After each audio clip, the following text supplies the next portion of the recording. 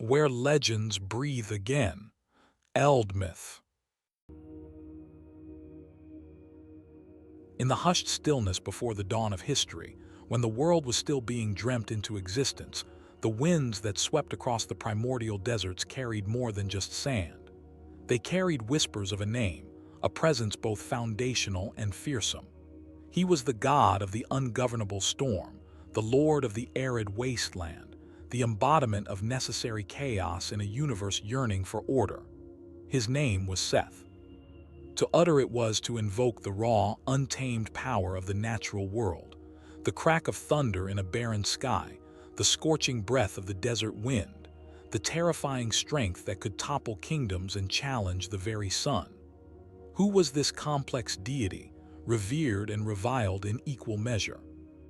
Was he a demonic force of pure evil, as some later traditions would paint him, or was he an essential, if terrifying, pillar of the Egyptian cosmos, the defiant force without which the sun itself could not journey through the night? We begin our exploration not in the light, but in the shifting shadows, tracing the silhouette of a god whose story is etched not only in stone and papyrus, but in the very fabric of chaos and kingship. To understand Seth is to journey back to the very foundations of Egyptian thought, a worldview built upon the precarious but essential balance between order, known as Mad, and chaos, or Isfet. While gods like Osiris and Horus represented the fertile, predictable Nile and the rightful order of kingship, Seth was the necessary counterweight. He was the god of the foreign, hostile deserts that hemmed in the black land of Egypt, the master of the tumultuous storms that raged in the Mediterranean Sea, the patron of metals and the harsh, unyielding lands from which they came.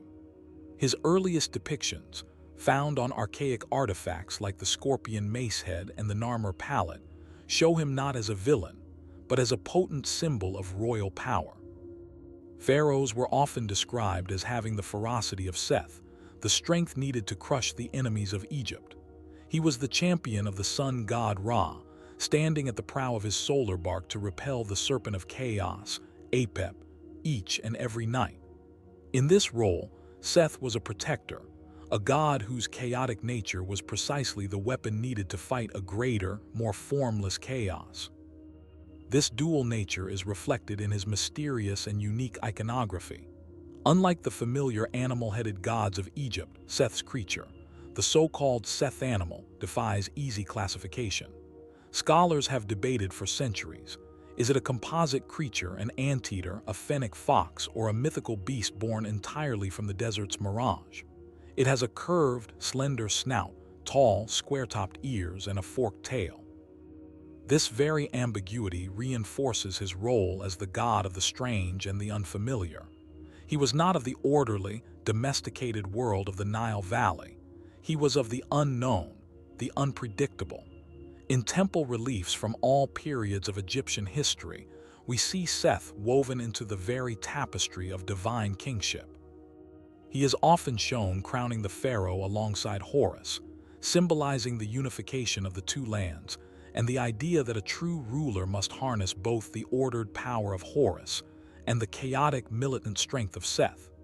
He was a god to be respected, feared, and appeased, for his fury could bring drought and storms, but his favor could bring victory in battle.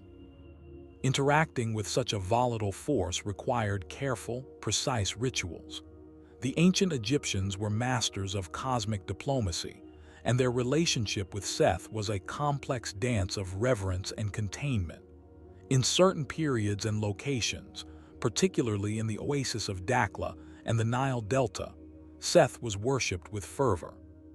Priests would make offerings in his name, not to encourage his chaotic aspects but to placate them, to ensure the desert storm stayed in the desert and that his strength was channeled against Egypt's foreign enemies. These rituals were likely stark and powerful, reflecting his nature. Imagine a temple precinct dedicated to Seth, not by the life-giving Nile, but on the edge of the relentless desert.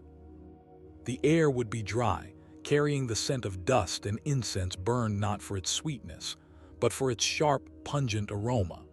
The sounds would not be gentle hymns, but perhaps the driving beat of drums, mimicking the chaos of a storm and the chanting of spells to bind his power.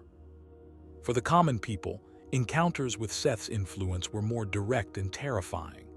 A sudden, violent Khamsin wind, a dust storm that blotted out the sun and suffocated the air, was seen as the breath of Seth, a manifestation of his displeasure.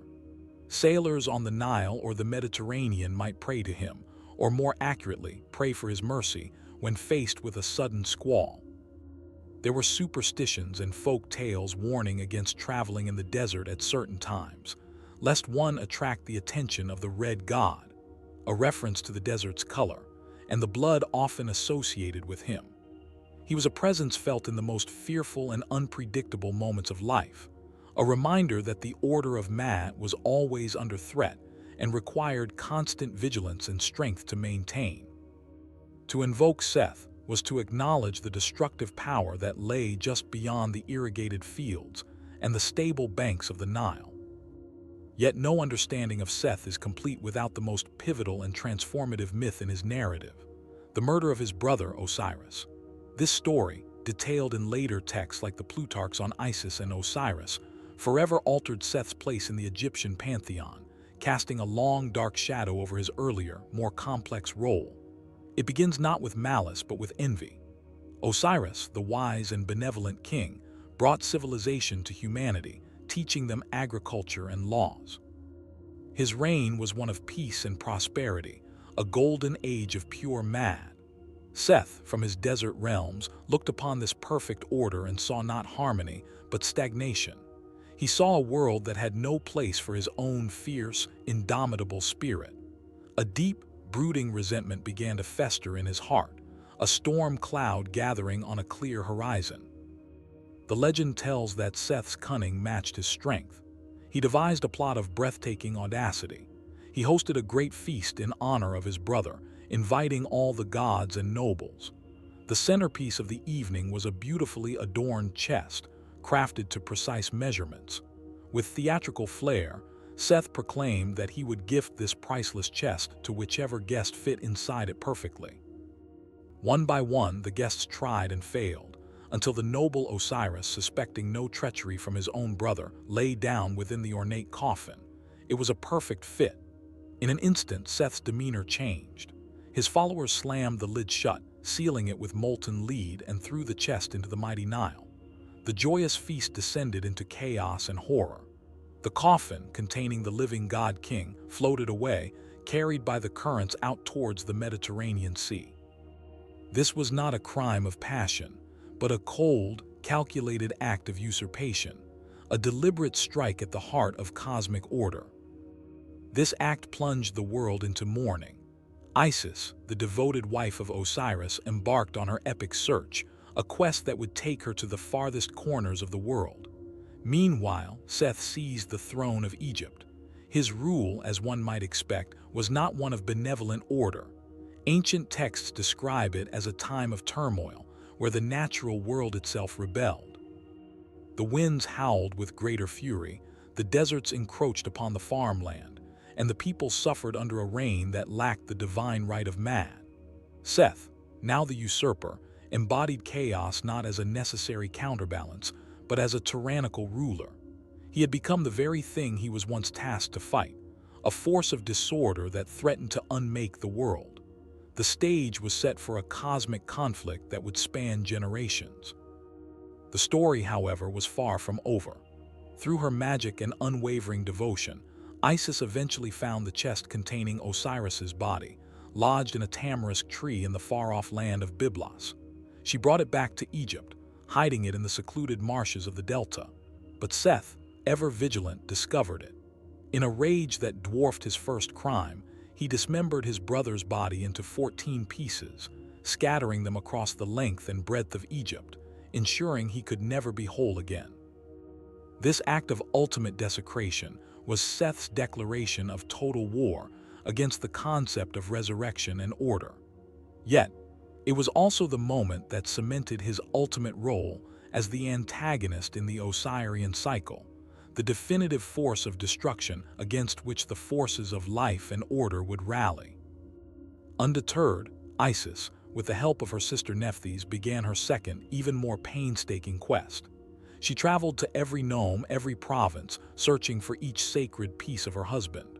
Wherever she found a part, a finger, a leg, the head, she would build a shrine and perform the rites of burial, which is why so many places in Egypt claim to have a tomb of Osiris. Through her powerful magic, and with the aid of the funerary god Anubis, she reassembled Osiris and performed the first mummification, restoring him not to the world of the living, but to a new, eternal life as the Lord of the dead, the king of the underworld. From this union, Isis conceived a son, Horus, who was hidden away in the Delta marshes to be raised in secret, to one day challenge the usurper and reclaim his father's throne. The ensuing conflict between Horus and Seth is one of the most protracted and dramatic in all of mythology. It was not a single battle, but a series of trials, contests, and brutal confrontations that lasted for 80 years, as the gods themselves debated who was the rightful heir. The contendings of Horus and Seth, papyrus details these events with a mix of high drama and almost comedic rivalry. Their battles were epic and terrible. In one fierce struggle, Seth managed to tear out Horus's eye, shattering it into pieces. But the ever-resilient Horus, with the help of Thoth, the god of wisdom, restored his eye, creating the potent symbol known as the Wedjat, the Eye of Horus, a symbol of wholeness, protection, and healing. The conflict escalated to a divine tribunal before the Ennead, the council of 9 major gods. The debates were fierce. Some gods, like the sun god Ra, recognized Seth's immense power and his past service as a defender of the solar barque, arguing that Egypt needed a strong, forceful king like him. Others, led by the wise Isis, argued for the principle of lineal succession. The throne rightfully belonged to Horus, the son of Osiris. The proceedings were filled with trickery and shifting allegiances. At one point, Seth, in a fit of rage and frustration, committed a grievous act of sexual violence against Horus, which was ultimately turned against him, proving his own impurity and lack of mad. The legal and physical battles raged on, a cosmic stalemate that mirrored the eternal struggle between the fertile land and the encroaching desert. The resolution came not from a clear victory in battle, but from a decisive intervention. Osiris himself sent a message from the underworld, a chilling reminder of his own power and the natural order of succession. He questioned the council. Why should his son, his direct heir, be denied his birthright? Faced with the undeniable logic from the Lord of the dead, and with the scales of judgment tipping irrevocably, the council finally ruled in favor of Horus. Seth was defeated. He was not destroyed, however. In some versions, he was forced to acknowledge Horus as king. In others, he was taken into the sky by his grandmother, the sky goddess Nut, to serve as a god of storms, his rage and power given a place in the cosmos, but no longer on the throne of Egypt. The duality was restored, but the roles were now clearly defined. Horus was the king of order, and Seth was the necessary, contained chaos of the outside world. The legacy of Seth is a fractured one, a reflection of his own complex nature. As Egyptian culture evolved and encountered foreign influences, particularly during the Greco-Roman period, his image darkened considerably. The Greeks equated him with their own monstrous giant, Typhon, a creature of pure, elemental evil. The earlier, nuanced understanding of him as a necessary, if dangerous, force was largely forgotten. He became the archetypal villain, the murderer, the god of evil and confusion. This perception was so powerful that later Egyptians, in the closing centuries of their civilization, would sometimes perform execration rituals against him, smashing pots with his name inscribed, seeking to drive his chaotic influence from their lives forever. Yet, even in his demonized form, Seth never entirely lost his power. He endures in modern culture as a symbol of chaos, rebellion, and the untamable wild. He appears in fantasy literature, video games, and films as a god of storms, deserts, and strength.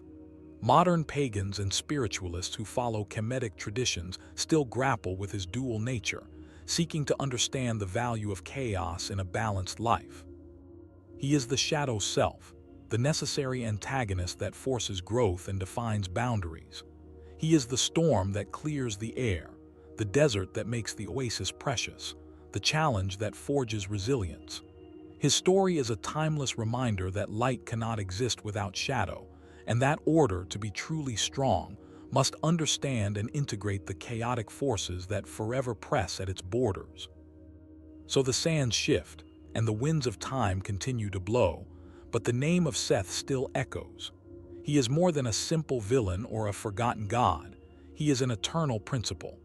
He is the crack of thunder that breaks a suffocating silence, the harsh truth that shatters a comforting illusion, the unpredictable challenge that forces us to become stronger than we were.